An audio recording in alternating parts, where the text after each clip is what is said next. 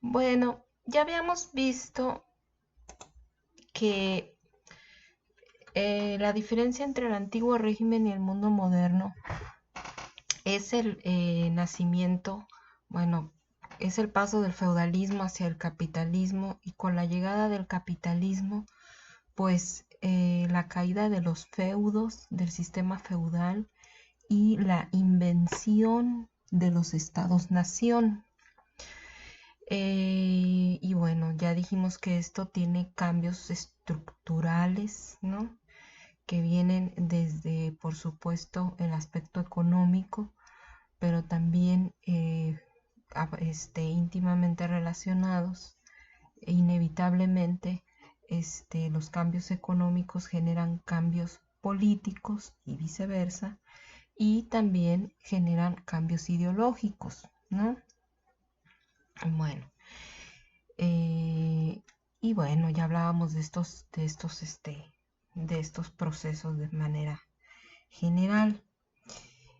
Eh, entonces, mencionábamos que la estructura, digamos, en la Edad Media o en el antiguo régimen, pues organizativa era los reyes, los reinos, ¿no?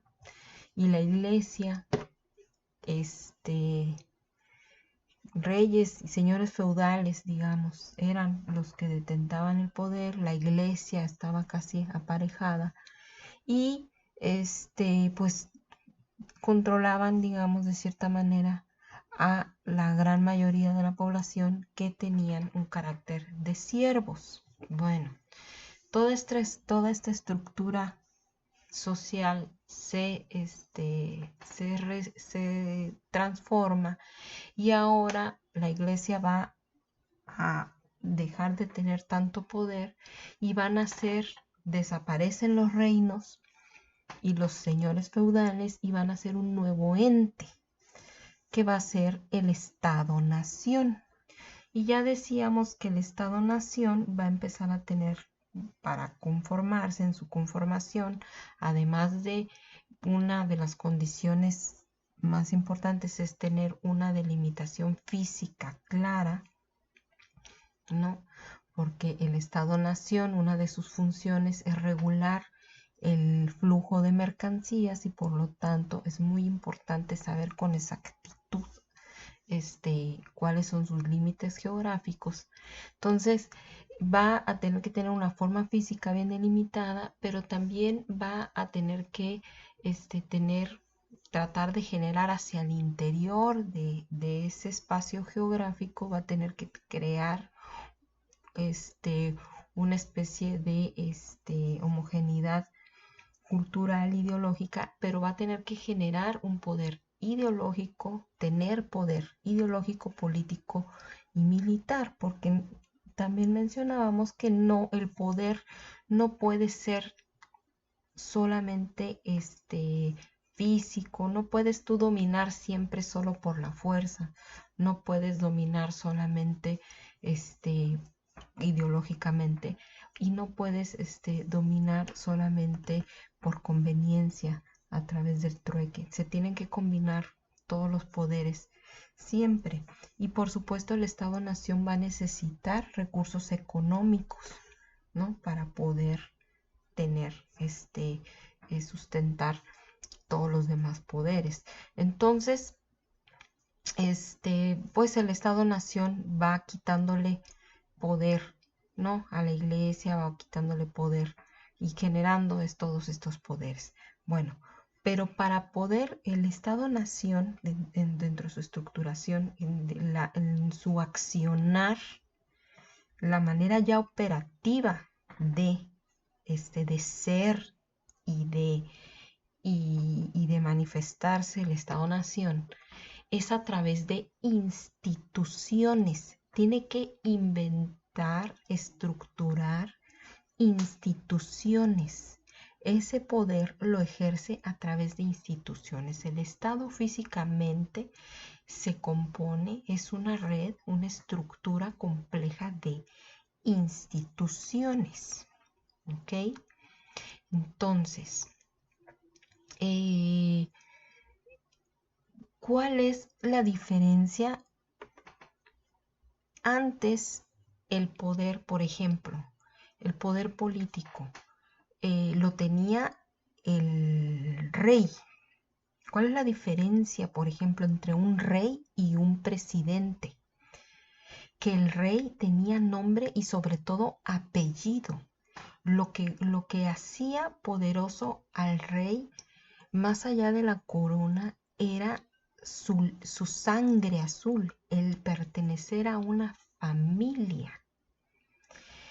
Entonces, en el caso del Estado-nación, lo que tiene poder es la presidencia. Y no importa tanto cómo se llame y qué apellido tenga el presidente. Puede ser Pedro y Juan de las Pitas. Pero al ponerse en la presidencia, es la presidencia la que le da los poderes al rey. No es el rey el rey era por su sangre azul que ya tenía poder en sí mismo. En el caso del Estado-nación, es una cosa media sutil, espero estarme explicando con claridad. En el Estado-nación, la presidencia es una institución que, que existe per se y que es capaz de darle poder al, al que se siente, digamos, por decirlo de alguna manera, en la silla presidencial. Entonces, y le da todos esos poderes mientras dura el mandato. De la misma manera el secretario de Hacienda, el secretario de la Suprema Corte de Justicia o el de Guerra, etcétera, etcétera. Entonces, las instituciones existen per se y son capaces de darte un poder. ¿Ok? Entonces en el Estado-nación nacen estas instituciones. Entonces podemos decir que en el mundo moderno y contemporáneo existen los Estados-naciones, el Estado que se convierte en un mediador entre los emprendedores, el capital y los ciudadanos que son, como quieran decirle, ciudadano, mano de obra o compradores, que son la misma cosa, ¿ok? Entonces el Estado es un mediador entre estos actores y va a ejercer, existe y ejecuta a través de instituciones. ¿Y qué son las instituciones? ¿De qué se componen las instituciones? Las instituciones son reglas del juego, o sea, son las leyes, las reglas que tienen que seguir ambos. Son una estructura administrativa bien definida, ¿ok? Y son una parte operativa.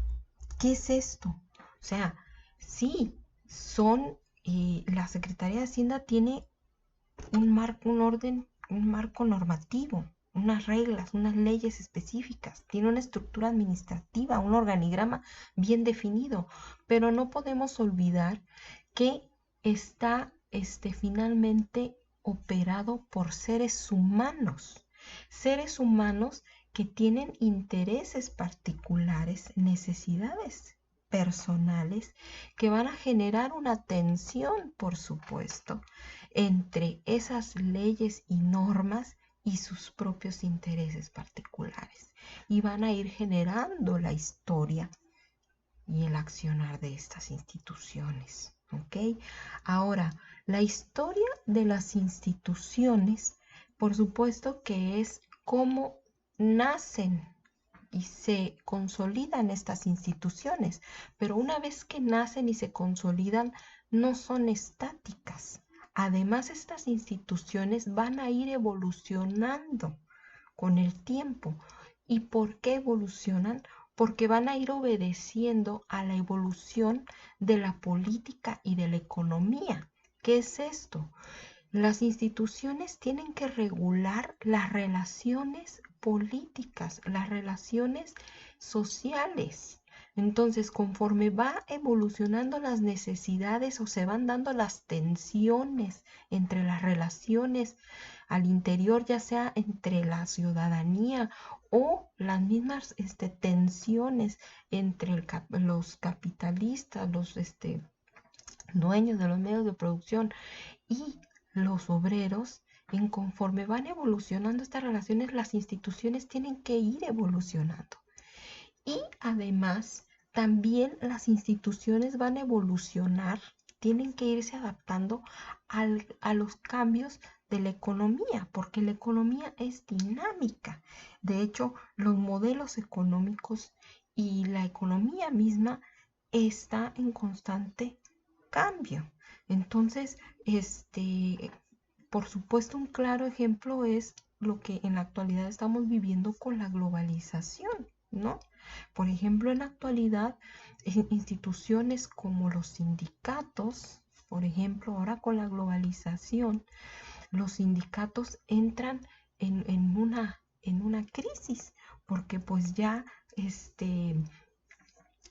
las relaciones laborales ya se hacen muchísimo más complejas. Y la gobernabilidad y el Estado están entrando en crisis por la globalización. Pero bueno, esos son temas que veríamos a detalle más adelante. Pero es solamente para tratar de explicar que las instituciones tienen una evolución y tienen una historia conforme evoluciona y tiene su propia historia la política y la economía. Entonces, el curso sobre eso es sobre lo que va a tratar.